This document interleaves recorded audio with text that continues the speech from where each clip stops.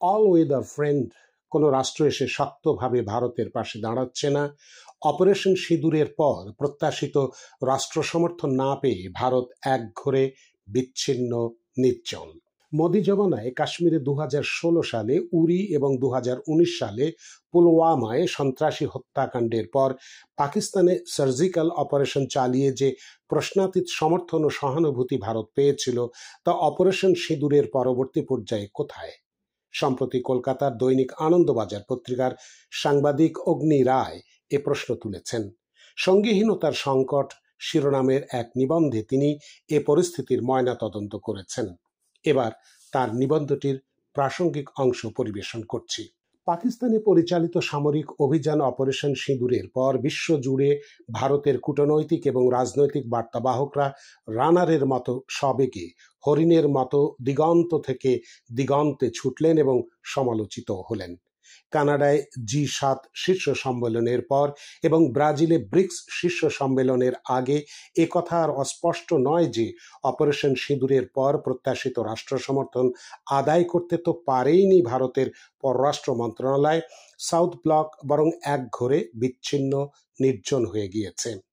আন্তঃসীমান্ত সন্ত্রাসে পাকিস্তানের ভূমিকাকে তুলে ধরে যে ভাষ্য তারা বিশ্বে ছড়িয়ে দিতে চেয়েছিলেন, তাতে ভুল ছিল না কিছু, তবু গলদ কোথায় হলো সেই প্রশ্ন তৈরি হচ্ছেই। স্পষ্ট কথা স্পষ্ট করে বলাই ভালো, তা শুনতে যতই অপ্রিয় হোক না কেন। 2016 সালের উরি এবং 2019 সালে পুলওয়ামা কাণ্ডের পর যে প্রশ্নাতীত সমর্থন ও সহানুভূতি ভারত পেয়েছিল, তা অপারেশন সিঁদুরের পরবর্তী পর্যায়ে কোথায়? সিঁদুরে মেঘ দেখা তখনই শুরু হওয়ার কথা ছিল সরকারের। 2016-তে উবির পর ভারতের সার্ক বয়কট করার সিদ্ধান্ত সমর্থন করেছিল বাংলাদেশ, শ্রীলঙ্কা, মালদ্বীপ। এই তিন প্রতিবেশী, বিশেষত ঢাকার সঙ্গে সোনালী সম্পর্কের অবসান হয়েছে বছর ঘুরতে চলল। 2019-এ পুলওয়ামার পরেও বিশ্ব পাশে ছিল নয়াদিল্লির। এতটাই যে জয়শ ই মোহাম্মদ প্রধান মাসুদ আজহারকে রাষ্ট্রপুঞ্জের অর্থাৎ জাতিসংঘের নিরাপত্তা পরিষদে সন্ত্রাসবাদের তালিকায় আনার সিদ্ধান্তকে সমর্থন করতে বাধ্য হয় চীনও। অপারেশন সিঁদুরের পর শুধু তুরস্ক নয়, চীন, আজারবাইজান, মালয়েশিয়া এবং ওআইসির অনেক রাষ্ট্রই হয় প্রত্যক্ষভাবে নয়তো পরোক্ষভাবে পাক সেনাপ্রধান আসিফ মুনিরের দাপটবন্দি ইসলামাবাদের পক্ষে। অপারেশন সিঁদুরের পর শুধু তুরস্ক নয়, চীন, আজারবাইজান, মালয়েশিয়া এবং ওআইসির অনেক রাষ্ট্রই হয় প্রত্যক্ষভাবে নয়তো পরোক্ষে রয়েছে পাক সেনাপ্রধান আসিফ মুনিরের দাপটবন্দি ইসলামাবাদের পক্ষে। টানা 4 দিন গুলির বদলে গোলার লড়াই চলার পর ওয়াশিংটনের হোয়াইট হাউস থেকে আসা ঘোষণায় গোটা বিশ্ব ভারত পাকিস্তান যুদ্ধবিরতির কথা শুনল। এরপর ভারতের বিদেশ সচিব এবং প্রতিরক্ষা মন্ত্রকের কর্তারা সে কথারই পুনরাবৃত্তি করলেন। সব রাজনৈতিক দলের সংসদীয় বৈঠকের পর এক অভিনব সিদ্ধান্ত নিল মোদী সরকার। সব দলের সংসদীয় প্রতিনিধি দল প্রাক্তন রাষ্ট্রদূতদের সঙ্গে নিয়ে ছড়িয়ে পড়লেন বিশ্বের 32টি দেশে, সব মিলিয়ে প্রায় 3 সপ্তাহের জন্য। সাধারণ মানুষের করের টাকায় এই রাজকীয় সফরের যথার্থতা নিয়ে মাথা ঘামানোর সময় বা সাহস তখন কংগ্রেস সহ কোনো বিরোধী দলের নেই। গগন উদ্বেলিয়া জাতীয়তাবাদের বিপুল তরঙ্গ তখন আছড়ে পড়েছে আসমুদ্র হিমাচল, যে তরঙ্গ শীর্ষে রয়েছেন প্রধানমন্ত্রী নরেন্দ্র মোদী। এই আবেগে নিজেদের নৌকা না ভাসালে হিন্দু আবেগ থেকে ছিটকে যেতে হবে।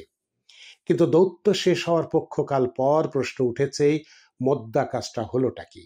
সবচেয়ে বেশি সময় কাটানো হলো আমেরিকায়। অধুনা রাজনৈতিক অবস্থানে ঘরেও নহে পরেও নহে চরিত্র শশী তারুর তাঁর ভাষা জ্ঞানের তুবড়ি ছোটালেন। ইউরোপের বিভিন্ন দেশেও গেলেন এই নেতারা, বিদেশমন্ত্রী এবং প্রধানমন্ত্রীও, কিন্তু হলোটা কি? এখনো পর্যন্ত যতদূর হিসেবে আসছে 16 বার প্রকাশ্যে সদম্ভে প্রেসিডেন্ট ট্রাম্প ভারতের সমস্ত ফুৎকার, কূটনৈতিক বার্তা, দৈত্য উড়িয়ে দিয়ে বলেছেন ভারত পাকিস্তান সংঘর্ষ বিরতিতে মধ্যস্থতা তিনি করেছেন, তাও আবার বাণিজ্যের টোপ দিয়ে।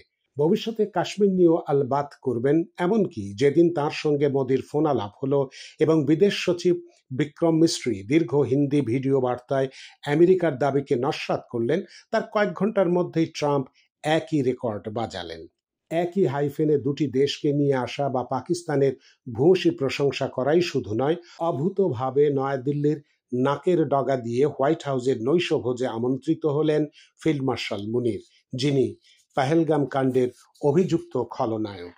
হতেই পারে ইরান থেকে পাকিস্তানকে দূরে রাখার জন্যেই এই আমন্ত্রণ, কিন্তু পহেলগাম কাণ্ডের পর পাক সন্ত্রাসের নিন্দা করে আজ পর্যন্ত একটি বাক্যও শোনা গেল না ট্রাম্পের মুখে। রাষ্ট্রপুঞ্জের বা জাতিসংঘের নিরাপত্তা পরিষদে অথবা সন্ত্রাসী পুঁজি যোগানের ক্ষেত্রে নজরদারি সংস্থা FATF ইসলামাবাদের কেশাগ্র স্পর্শ করতে পারল না ভারতের কূটনৈতিক দৈত্য, বরং তার উল্টো ফল হলো। 2008-এ মুম্বাই হামলার পর বিশ্ব জনমত এতটাই ভারতপন্থী ছিল যে FATF এর তালিকায় সর্বপ্রথম পাকিস্তানকে ঢোকানো গিয়েছিল।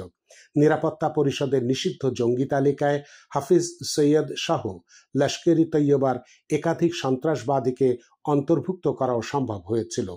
আর এবার নিরাপত্তা পরিষদের অস্থায়ী সদস্য হিসেবে পহেলগাম কাণ্ডের জন্য প্রথমেই নয়াদিল্লিকে কলা দেখিয়ে TRF-কে আলোচনার টেবিল থেকে বাদ দিতে সক্ষম হলো পাকিস্তান। তার আগে 2 সপ্তাহ ধরে রাষ্ট্রপুঞ্জের জাতিসংঘ নিরাপত্তা পরিষদে এবং FATF এর দৌত্য করেছিলেন ভারতীয় কূটনীতিকরা। পহেলগাম নাশকতার সঙ্গে যুক্ত সংগঠন ও জঙ্গিদের ভারত কাঠগড়ায় তুলতে পারল না কেন, সেই প্রশ্ন তুলছে অনেক রাষ্ট্র। একথাও ভারতের দূতরা ভিন রাষ্ট্রগুলোকে বোঝাতে ব্যর্থ হচ্ছেন যে গত কয়েক বছর ধরে দিল্লির বাঁধা বুলিটি সংলাপ এবং কূটনীতি একমাত্র সমাধান, এবং এই কালখণ্ড যুদ্ধের নয়। ভারত পাকিস্তানের ক্ষেত্রে তা প্রযোজ্য হচ্ছে না কেন?